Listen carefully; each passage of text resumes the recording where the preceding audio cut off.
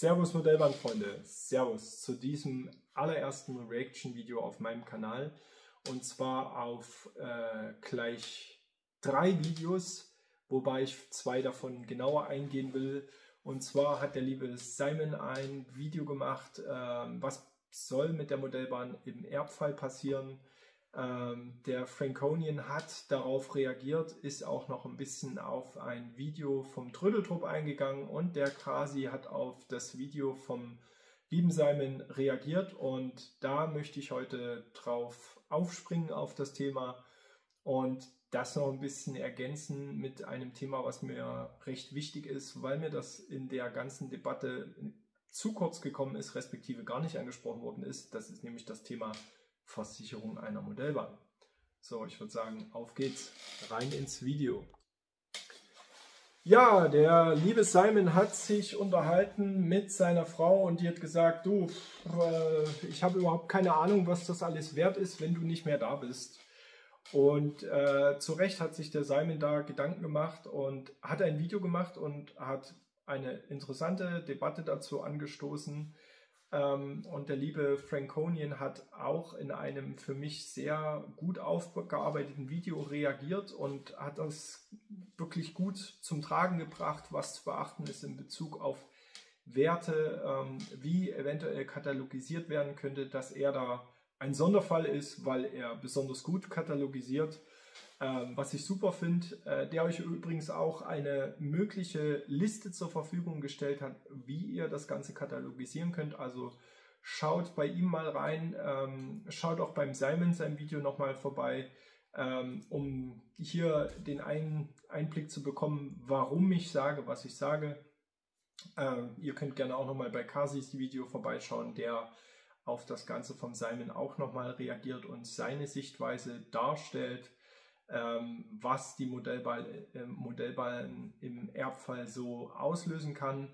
Und bei mir ist das Thema hochaktuell. Ich habe in einigen Videos schon mal erwähnt, ich übernehme einige Sachen von meinem Opa, die jetzt hier bei mir sind. Wir haben das aber sehr, sehr entspannt gelöst, weil ich quasi als Nachfolger bereitstehe und mich für das Hobby interessiere, und so ist die Debatte, glaube ich, etwas entspannter. Beim lieben Simon denke ich auch, dass das so ist. Ich verfolge ja ihn fleißig und seinen Kanal und weiß, dass sich sein Sohn auch dafür interessiert.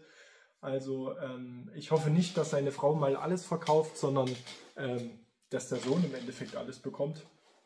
Und ja, dass er dann auch damit umzugehen weiß, wo ich mir recht sicher bin, weil ich weiß, wie groß er schon Freude an den ganzen Sachen hat. Und so ein bisschen hat ihn das Simon ja auch mit seinem Epoche 3-4 Sachen angesteckt. Das bekomme ich ja immer mit, weil so ein junger Kerl, der sich für eine V15 interessiert, der muss schon ein bisschen was vom Papa geerbt haben.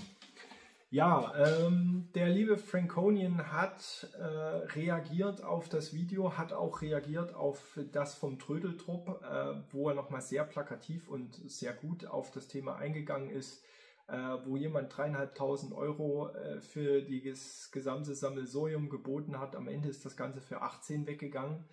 Beides Werte, wo ich glaube, der eine oder andere hier sagt, oh, viel zu wenig, obwohl derjenige, gut, die Anlage war jetzt nicht so hübsch aus meiner Sicht,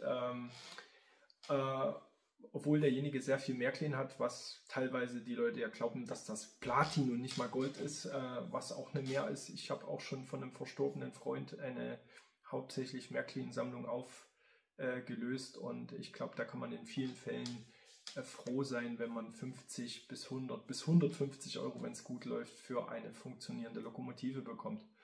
Insofern Originalverpackung dabei ist und die Lok funktioniert und schadenfrei.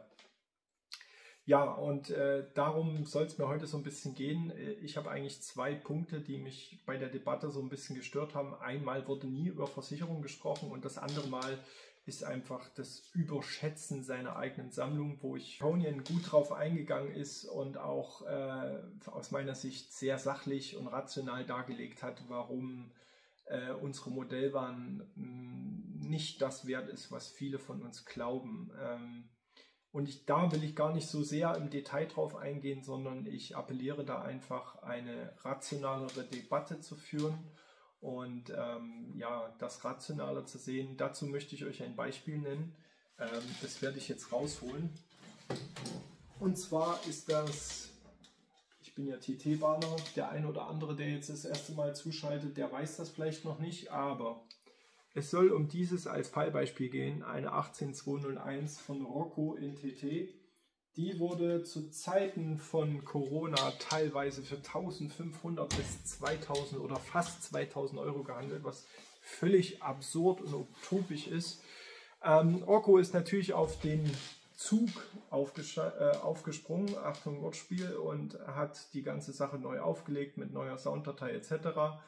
Und jetzt hat sich die Lokomotive wieder eingependelt. Das heißt, es gibt durchaus Lokomotiven, die für eine gewisse Zeitspanne aufgrund Verknappung und Marktnachfrage, die ja während Corona deutlich höher war, steigt. Aber das gilt nicht für alle Lokomotiven. Und dann musst du auch noch jemanden finden, der genau so einen Dampfer wieder haben will und denen sucht.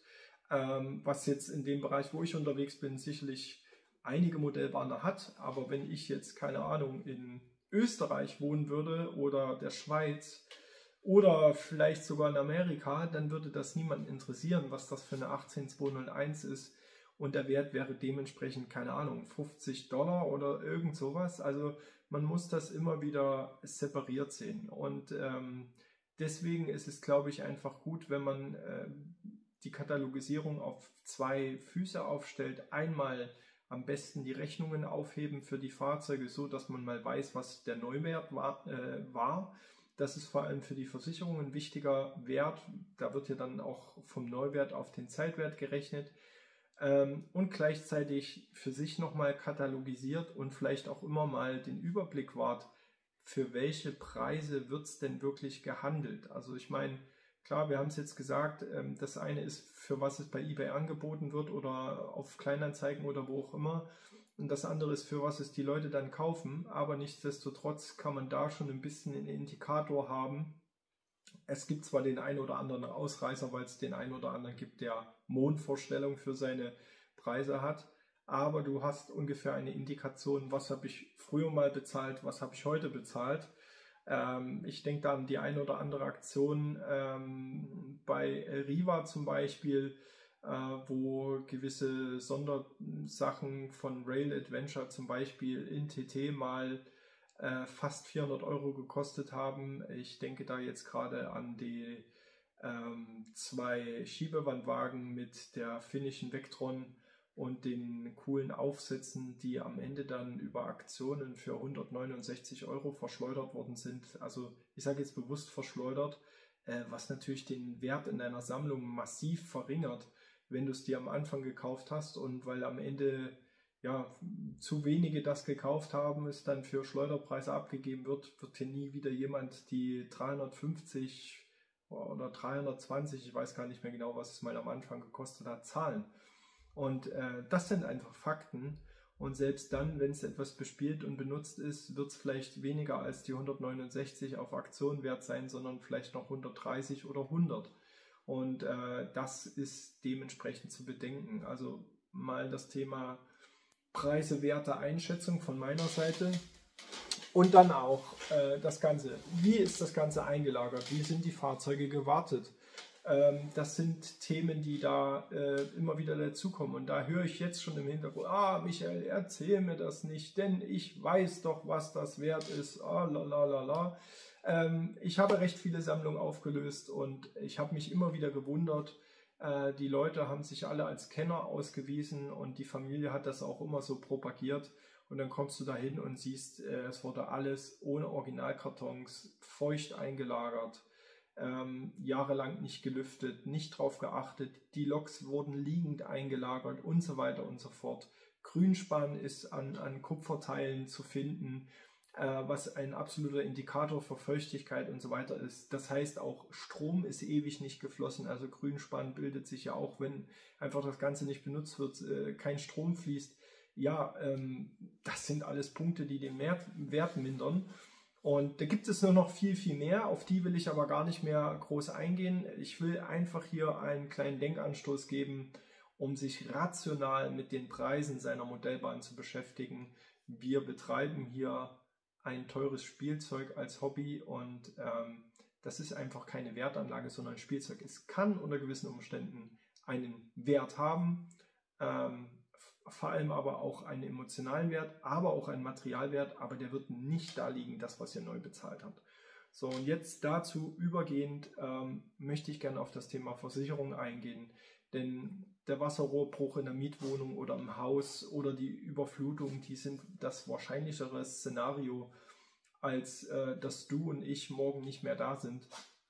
Und deswegen will ich da einfach appellieren. Und wenn ihr jetzt anfangt und darüber mal etwas nachgedacht habt und mir vielleicht etwas recht gebt und ihr euch mal mit dem Thema Versicherung auseinandersetzt, respektive anfangt, eure Anlage aufgrund der Videos vom lieben Simon, vom Franconian und vom Kasi anfangt zu katalogisieren, dann schaut euch doch mal den Wert des Ganzen an, wenn ihr es katalogisiert habt, und dann ist es vielleicht wert, auch nochmal sich das Thema Versicherung etwas näher anzuschauen, um ja auch gegen solche Themen abgedeckt zu sein. Denn ein Wohnungsbrand ist immer mal wieder schnell da, und gerade in einer Mietwohnung, wo ich selber die längste Zeit meines Lebens gelebt habe, der Fritteusenbrand oder was auch immer ist dann schnell da, und wenn das Zimmer daneben der Küche dann die Modellbahn ist und selbst wenn es nur alles mit Rauch zu ist, ich denke da an diesen einen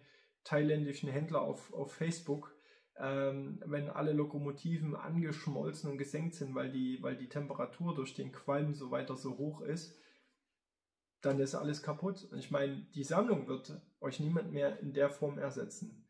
Aber den Wert werdet ihr wenigstens ersetzt bekommen, wenn ihr es versichert habt. Und das ist das, was ich euch mit auf den Weg geben will. So, jetzt habe ich genügend gelabert, wie immer. Wenn es euch gefallen hat, lasst ein Like da. Wer meinen Kanal aufgrund des Algorithmus vom Reaction-Video hier zum ersten Mal seht, würde ich mich freuen, wenn ihr den Kanal abonniert, auch wenn ich eine etwas andere Spur habe, TT, die nicht ganz so weit verbreitet ist.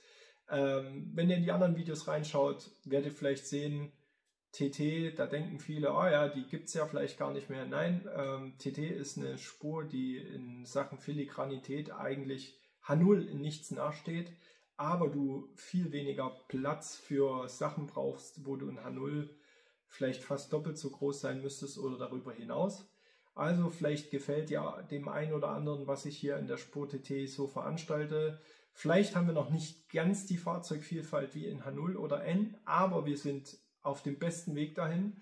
Und ich kenne auch den einen oder anderen, der sich für die Spur TT entschieden hat, auch was das Thema Preis-Leistungs-Verhältnis beim Neukauf angeht. Ne? Denkt auch mal darüber nach. Ist die Spur TT vielleicht eine attraktive Alternative? Und jetzt würde ich sagen, danke fürs Zusehen. Schreibt in die Kommentare, haut in die Tasten, was ihr so darüber denkt, was eure Erfahrungen sind in dem Fall. Ich denke, es ist ein interessantes Thema und auch wert, darüber gesprochen zu haben. Also danke an den lieben Simon, dass du das Video gebracht hast. Danke an Kasi fürs Reagieren und danke an Francoin, F&W, Franconians, Franconian, jetzt sage ich es wieder falsch, Franconian,